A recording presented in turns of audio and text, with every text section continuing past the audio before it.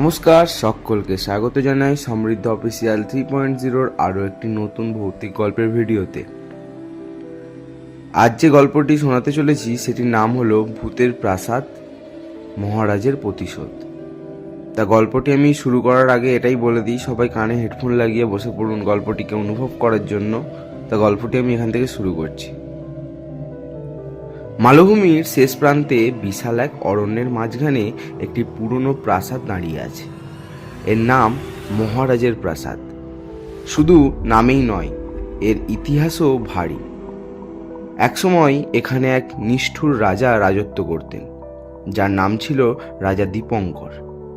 তিনি ছিলেন খুবই প্রতাপশালী, কিন্তু দয়ালু নন। তার রাজ্যের মানুষের উপর তিনি চরম অত্যাচার করতেন।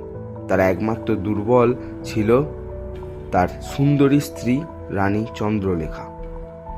রানী ছিলেন খুব নরম মনের, তার প্রজাদের প্রতি তার গভীর টান ছিল। রানী চন্দ্রলেখা বুঝতে পারতেন রাজার নিষ্ঠুরতা। তিনি প্রায় রাজাকে বলতেন, রাজা দয়া করুন, প্রজারা আপনার উপর অসন্তুষ্ট। কিন্তু রাজা কর্ণপাত করতেন না। একবার রাজ্যের এক দরিদ্র কৃষক অক্ষয়, যিনি অত্যন্ত প্রতিভাবান শিল্পী ছিলেন, রানীর একটি ছবি তৈরি করে দিয়েছিলেন। ছবিটি এতটাই জীবন্ত ছিল যে রানী মুগ্ধ হয়ে তাকে পুরস্কৃত করেছিলেন। রাজা যখন এটি জানতে পারলেন, তার মনে সন্দেহের কালো মেঘ জমল। তিনি মনে করলেন রানী আর অক্ষয়ের মধ্যে কোনো গোপন সম্পর্ক আছে। ক্ষোভে অন্ধ হয়ে তিনি অক্ষয়কে বন্দি করলেন এবং তাকে প্রাসাদের এক গোপন কক্ষে নির্মমভাবে হত্যা করলেন। কিন্তু এটাই শেষ নয়, রাজা রানীর উপরও অত্যাচার শুরু করলেন। তিনি রানীর ঘরে একটি আয়না লাগালেন, যাতে রানীকে সব সময় দেখা যায়। রানী এর প্রতিবাদ করেছিলেন, কিন্তু কোনো লাভ হলো না। একদিন রাজা যখন তার স্ত্রীকে খুঁজতে গেলেন, তিনি দেখলেন রানী সেই আয়নার সামনে দাঁড়িয়ে নিজের গলা কেটে আত্মহত্যা করেছেন। সেই দিন থেকে রাজার প্রাসাদ অভিশপ্ত হয়ে গেল। রাজা একাকী হয়ে গেলেন। ধীরে ধীরে তিনি মানসিক ভারসাম্য হারিয়ে ফেললেন।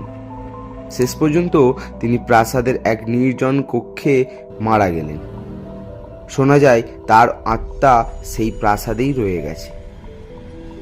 সেই আত্মা রানীর আত্মাকে দেখতে পায় না, শুধু সে আয়নার সামনে দাঁড়ানো রানীকে দেখে, যে আয়না তার মৃত্যুর কারণ। তারপর থেকে সেই প্রাসাদ হয়ে গেল এক ভয়ঙ্কর স্থান। স্থানীয় লোকেরা এর পাশ দিয়ে যেতে ভয় পেত, কারণ রাতের বেলাতে তারা শুনতে পেত কেউ একজন তার স্ত্রীর নাম ধরে চিৎকার করছে, চন্দ্রলেখা, চন্দ্রলেখা। এবার আমাদের গল্পের দ্বিতীয় অধ্যায় শুরু হলো। 3 বন্ধু আর এক অভিশপ্ত রাত। শহরের 3 বন্ধু অনিক, অয়ন এবং সোহম, যারা অতিমাত্রায় দুঃসাহসী, এই গল্প শুনে হাসত। তারা সিদ্ধান্ত নিল এই প্রাসাদেই এক রাত কাটাবে। তারা বলল, এটা তো একটা পুরনো প্রাসাদ, এখানে আর কি আছে। এক অমাবস্যার রাতে তারা প্রাসাদে ঢুকলো। বাইরেটা যেমন, ভেতরটা তেমনই। চারিদিক পুরনো আসবাবপত্র, ধুলোর স্তূপ, মাকড়সার জাল। তারা একটা হল ঘরে ঢুকলো। হল ঘরে বিশাল একটা টেবিল। হঠাৎ অনিক বলল, দেখ এখানে কত সুন্দর জিনিস আছে। অয়ন বলল, ভাই এটা তো ভূতের বাড়ি, কি জানি কি আছে। সোহম বলল, চুপ কর, এইসব ভূতের গল্প শুধু বাচ্চাদের জন্য। তারা এক এক করে সব ঘরে ঢুকলো। একসময় তারা এক অদ্ভুত ঘরে প্রবেশ করলো। ঘরটা খুব অন্ধকার ছিল, আর এক কোণে একটা পুরনো আয়না রাখা ছিল। আয়নাটা দেখলে মনে হচ্ছিল এর উপর এক কালো মেঘের ছায়া পড়েছে। সোহম বলল, এই আয়নাটা কেমন যেন। অনিক বলল, চুপ কর, চল আমরা এক রাত কাটাই। তারা ওই ঘর থেকে বেরিয়ে যাওয়ার সিদ্ধান্ত নিল। রাতের বেলা হঠাৎ তাদের কানে এলো কোনো একজন তার স্ত্রীর নাম ধরে চিৎকার করছে, চন্দ্রলেখা! তারা ভয়ে একে অপরের দিকে তাকালো। অনিক বলল, এটা তো সত্যি। অয়ন বলল, না, এটা শুধু বাতাস। কিন্তু ধীরে ধীরে ঘরের তাপমাত্রা কমতে লাগলো। আয়নার মধ্যে কিছু একটা দেখা গেল, একটা কালো ছায়া। সেই ছায়াটা অনিকের দিকে এলো। অনিক তখন বুঝতে পারল এটা শুধু একটা ভূত নয়, এটা সেই রাজা। রাজা বললেন, আমার স্ত্রীকে তোমরা দেখতে পারো, কিন্তু আমাকে দেখতে পাবে না। সোহম বলল, আমরা তো কিছু করিনি। রাজা বললেন, তোমরা করেছ।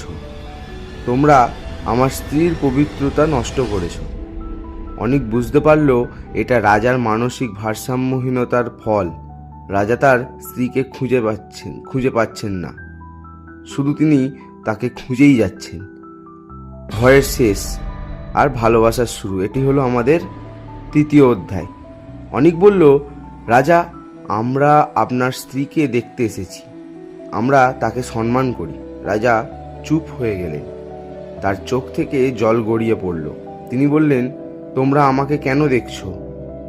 তোমরা কেন আমার স্ত্রীকে দেখতে চাও? অনিক বলল, আমরা তার দুঃখ দেখতে চাই, আমরা তার ভালোবাসা দেখতে চাই। রাজা বললেন, ভালোবাসা? তাহলে ভালোবাসাকে কি তোমরা অনুভব করেছো? অনিক বলল, আমরা বুঝি রাজা। হঠাৎ সেই কালো ছায়াটা আয়নার মধ্যে চলে গেল। তারপর তারা দেখতে পেল আয়নার মধ্যে এক সুন্দর হাসি মুখের ছবি। একজন মহিলা হাসছেন আর তার পাশে একজন পুরুষ দাঁড়িয়ে আছেন। অনিক, অয়ন এবং সোহম বুঝতে পারল ভূতেরা শুধু ভয় নয়, তারা ভালোবাসার কষ্ট। পরের দিন সকালে গ্রামের লোকেরা দেখল সেই প্রাসাদের দেওয়ালে একটি নতুন ছবি, একটি হাসি মুখের মহিলার ছবি, আর তার পাশে একজন পুরুষ। গ্রামের লোকেরা অবাক হয়ে গেল, আর সেই দিন থেকে গ্রামের লোকেরা আর ওই প্রাসাদের ভয় পেত না। তারা বুঝতে পারল রানী চন্দ্রলেখা আর একা নন, তিনি ভালোবাসা খুঁজে পেয়েছেন। অনিক, অয়ন এবং সোহমও শহরে ফিরে গেল। তাদের শহরে ফিরে যাওয়ার গল্প বলতে গিয়ে তারা ভালোবাসার গল্প বলল। তাদের গল্পে আর ভয় ছিল না, ছিল ভালোবাসার কথা। তারা আর ভূতকে শুধু ভয় পায় না, সম্মান করে। তাই এই ছিল আমাদের একটি গল্প। গল্পটা কেমন হয়েছে সবাই একটু কমেন্টের মাধ্যমে জানিয়ে দিন, এবং ভিডিওটিকে একটি লাইক করে বেল আইকনটিকে ক্লিক করে অলে করে দিন, সাবস্ক্রাইব বাটন ক্লিক করে, যাতে আমাদের শেয়ার করা প্রত্যেকটি গল্পের নোটিফিকেশন আপনার কাছে আগে পৌঁছাতে পারে। তা আজকের গল্পটা এই পর্যন্তই। দেখা হচ্ছে আবার পরের একটি ভৌতিক গল্প বা ঘটনার ভিডিওতে।